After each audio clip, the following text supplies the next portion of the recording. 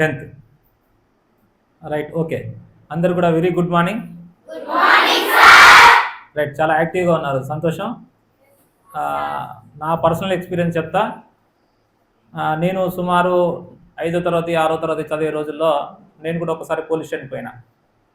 ఎందుకు పోయినా అంటే ఆ రోజుల్లో నాకు ఏం జరిగిందో తెలియదు, కానీ ఇప్పుడున్న అవగాహన ప్రకారం పోలీస్ అమరవీరుల దినోత్సవం ఉంటే ఆ రోజు మమ్మల్ని అందరినీ ర్యాలీగా తీసుకుపోయి పోలీస్ స్టేషన్లో కూర్చోబెట్టి ఏదో మాట్లాడి, ఏం మాట్లాడిరో నాకు తెలియదు, వాస్తవంగా అబద్ధం చెప్పొద్దు కదా, ఏం మాట్లాడిరో తెలియదు, కానీ ఏదో మాట్లాడి తలా ఒక అరటిపండు ఇస్తే తినేసి వచ్చినాం.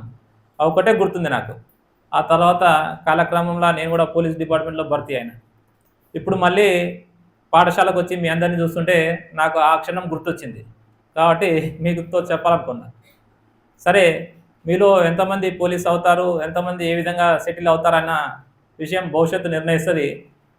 దానికి ముందుగా మనం చేయాల్సిన పని ఏంటంటే మనం చక్కగా చదువుకోవాలి.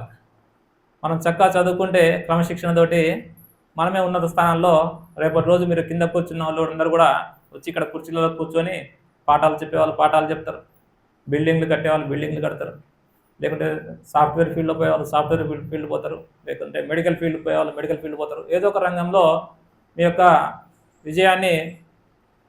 విజయం దిశగా మీరు ముందుకు వెళ్తారు. అవునా కాదా? అంతేనా? అందరికీ చదువుకోవాలని ఉందా? అందరికీ ఉన్నత స్థితిలో స్థిరపడాలని ఉందా? నిజంగానా? కానీ అవుట్ ఆఫ్ ద టాపిక్ చెప్తున్నా, మనసులో 2 ఉంటాయి. ఒకటి చేయాలనిపిస్తుంది, ఒకటి చేయొద్దు అనిపిస్తుంది. అనిపిస్తుంది అనిపిదా? రేపు ఎగ్జామ్ ఉంటుంది, ఇలా కొత్త సినిమా రిలీజ్ అవుతుంది, ఏం చేయాలనిపిస్తుంది? మళ్ళీ ఒకసారి మనసు ఏం చెప్తుంది?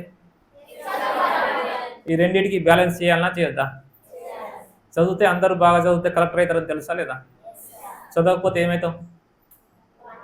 మనకు వద్దు, అది మనం బాగా చదువుతాం కదా, మనకి ఇంకో యాంగిల్ వద్దు. కానీ ఆ 2 మనసులను బ్యాలెన్స్ చేసుకొని మన కోరికలను ఎవరైతే అదుపులో పెట్టుకున్నామో వాళ్ళే ఉన్నత స్థానంలో నిలబడతారు. అవునా కదా? మీకు రోజు ఇక్కడ పాఠాలు చెప్పే టీచర్ వాళ్ళంతా చదువుకుని వచ్చారా, చదువుకోకుండా వచ్చారా? వాళ్ళు చదువుకునే రోజుల్లో ఇంత మంచి పాఠశాల లేదు, వాస్తవం. మేము చదువుకునేటప్పుడే లేదు. కాబట్టి మీ అందరికీ కూడా మంచి వసతి ఉంది, మంచి సౌకర్యాలు ఉన్నాయి. కాబట్టి బాగా చదువుకొని మంచి స్థానంలో మీరందరూ కూడా నిలదొక్కుకోవాలి.